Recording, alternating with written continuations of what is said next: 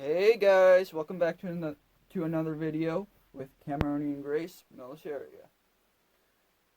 So, for today, I have, original American Revolutionary War relics.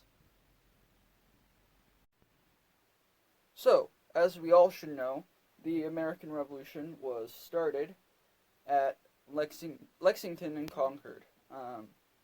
When Paul Revere rode his famous ride, uh, warning us that the regulars, or the British, or the Redcoats, or whatever, were coming. He probably said the regulars were coming. That's what historians say now. But anyway, so it started in 1775 at the Battle of Lexington and Concord. Yes, there was the Boston Tea Party in 1773, but that was more of a coup, I guess. I don't know. I don't know what you'd call it, but that was before the war.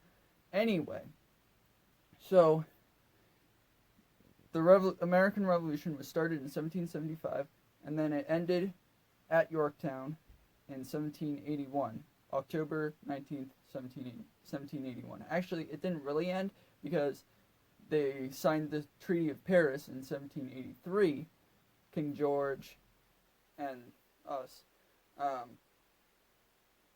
We signed the Treaty of Paris in 1783, officially ending the American Revolution. So the American Revolution was from 1775 to 1783. But Yorktown was the last biggest battle of the American Revolution. So we fought in two parts: New York area, northern, not northern New York, but like New York, Massachusetts, Lexington and Concord. Saratoga was in New York. Anyway, and the southern part, which was Virginia, where Yorktown is, and stuff like that. So here we have some original American Revolutionary War artifacts, which are pretty cool. But these aren't from just any battle or camp. These are from Yorktown. As I said, the last biggest battle of the American Revolution. Um, so, yeah. I actually have a really cool story for you guys before we get into this. So both of my parents were archaeologists. My dad was an underwater archaeologist, and my mom was, as she puts it, just a regular archaeologist. She didn't go down on dives and bring stuff up. Anyway, my dad, he did underwater archaeology on the Monitor, a very famous Civil War ironclad, and a few other Civil War ships and Revolutionary War ships. My mom and my dad both met at Yorktown on the HMS Betsy, which was a Tory ship or British ship that got Tory or British goods like good furniture, food, stuff like that. Just overall very nice stuff. Then there were several ships in this harbor of Yorktown, and when the Americans and the French were looking like they were going to win, Cornwallis, the commander of the forces there, had made the order to scuttle all of those ships that had Tory goods in it to go back to England, because they already knew that they weren't going to win the war. The Tories were getting ready. And Tories, I mean like civilian Tories, not the military. The civilian Tories, the British sympathizers, were getting ready to go back to England, and they had their stuff, all their housewares and everything on those ships. And Cornwallis scuttled all of them, and they are still at the bottom of Yorktown Harbor, except, the ones that were excavated. Anyway, so yeah, so the Americans couldn't. Cornwallis scuttled the ships, so the Americans and the French couldn't get the goods off of those ships. I'm pretty sure the Tories weren't really happy with that, but hey, oh well. Anyway, so my dad and my mom were both working on the HMS Betsy. My dad going down to the wreck and actually bringing stuff up. I think they even brought up some cannons too, which are pretty interesting. I'm not. That could have been another shipwreck, but I think they did bring up some cannons on this one.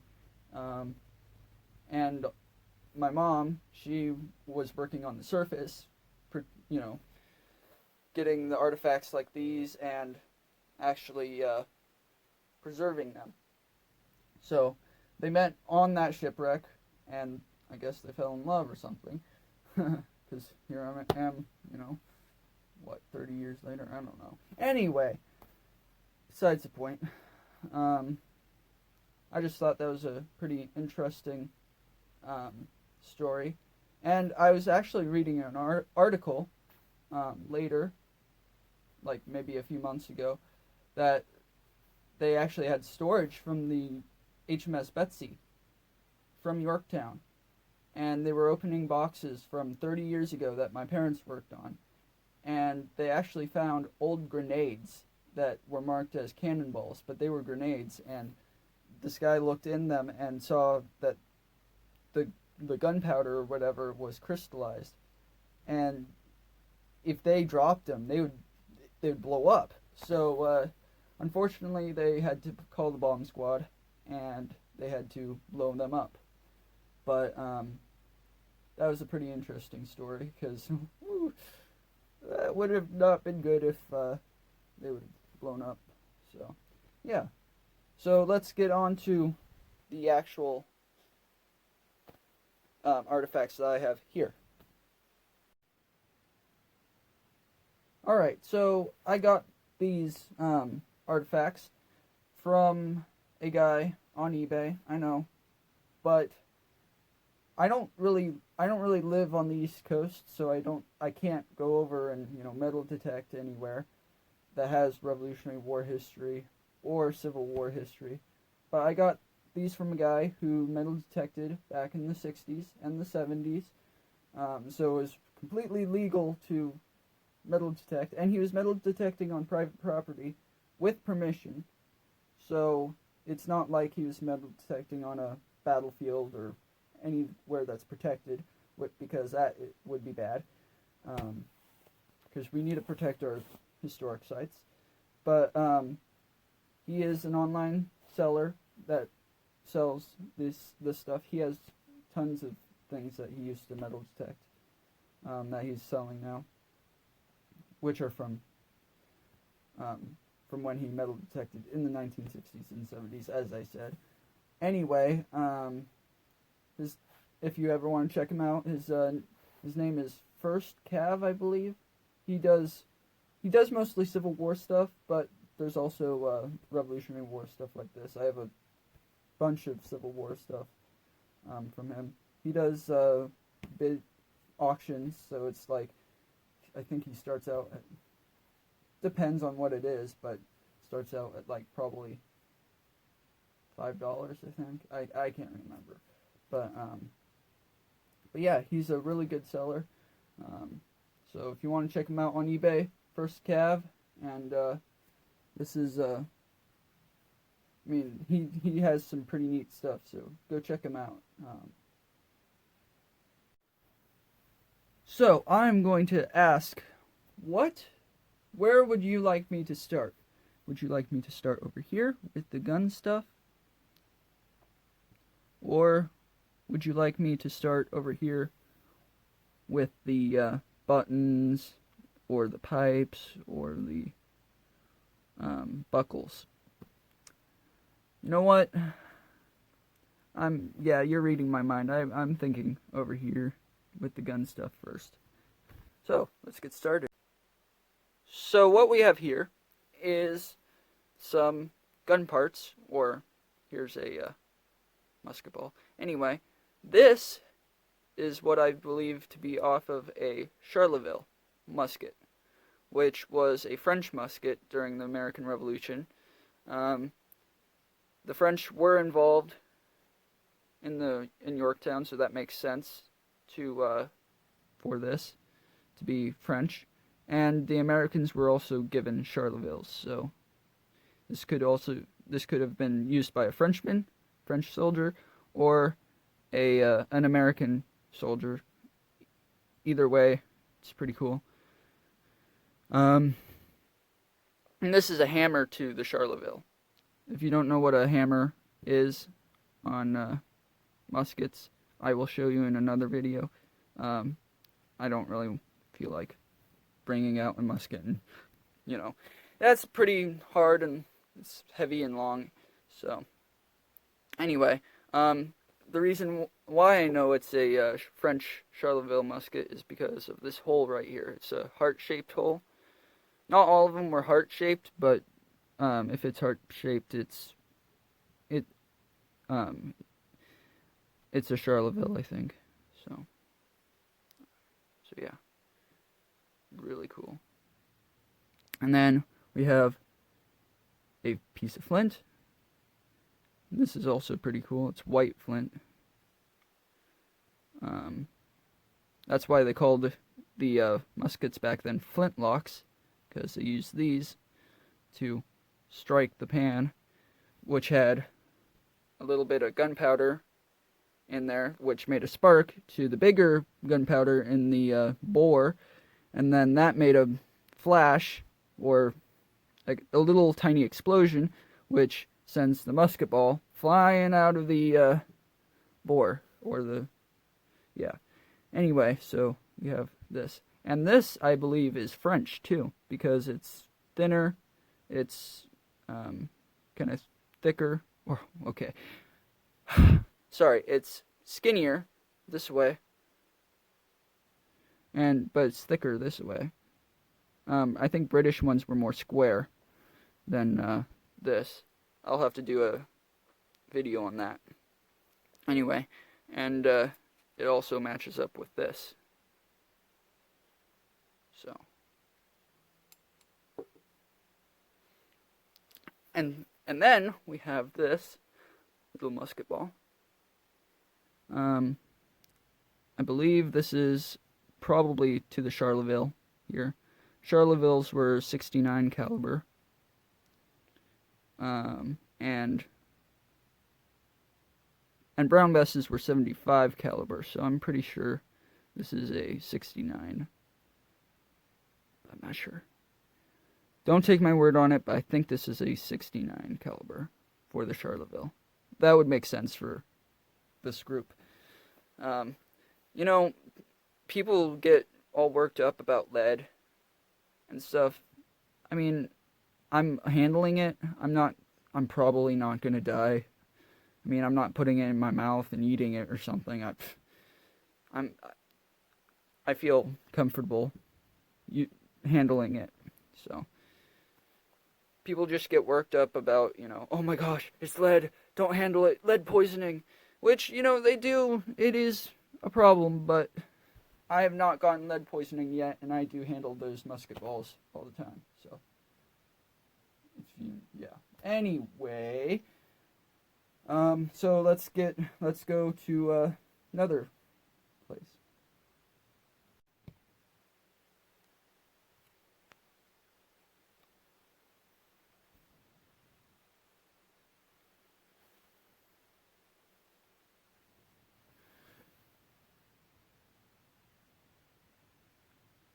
So here we have some pipes here.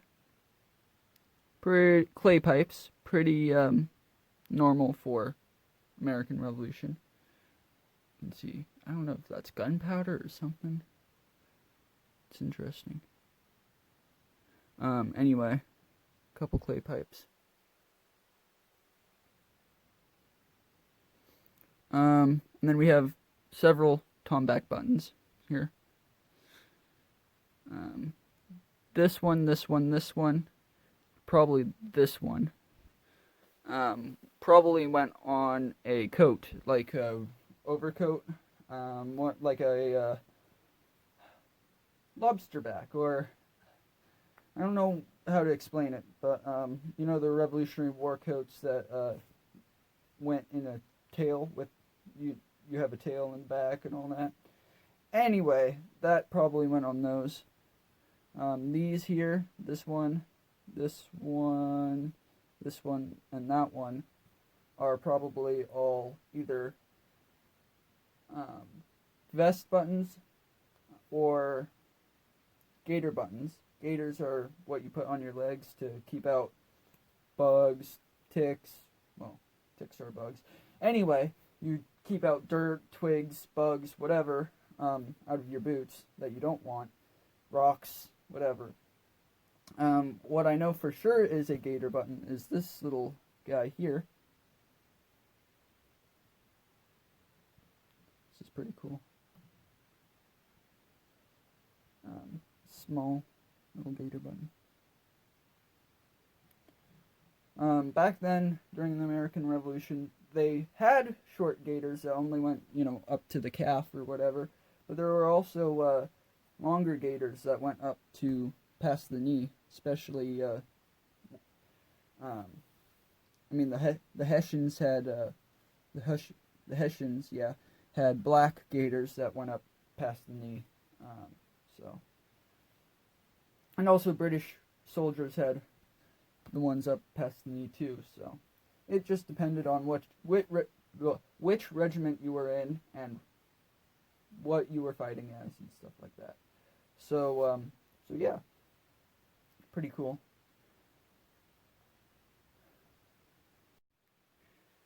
Now on to the buckles. These are really cool. These buckles you would put on your shoe, as shoe buckles to tighten the leather strap that was on them. It's kind of hard to explain without shoes from that era, but these are obviously broken and probably were thrown away. But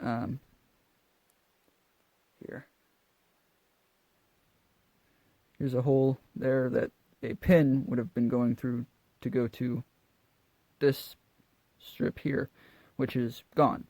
So yeah, and this has a nice, I'm so sorry, focus is dead on this thing. Anyway, has nice little design to it. Here's another one. One's actually full buckle. Just imagine these being under the gaiters. I don't know. I'm weird like that. I just imagine these things. Whoa. This one has another interesting design. Here, same as the other one. It's broken, but adds just to the story, I guess. This one also has a hole, but it's covered by dirt. So yeah. So there we go. That is the extent of this video. These artifacts. This is one of my videos of my Revolutionary War. One group of my Revolutionary War collection. So most of my things from the American Revolution are artifacts like these. Obviously, getting stuff that's cloth, uniform or something like that is pretty hard to get. Actually, pretty non-existent. But hey, if the opportunity ever comes up to get an original for a good price, hey, I'd do it. But finding a original uniform from that era would be next to nothing. But we still have these artifacts, which are really cool. So, and I display them proudly. So yeah, I hope you liked this video. Like and subscribe, and yeah. Hope you enjoyed. See you next time.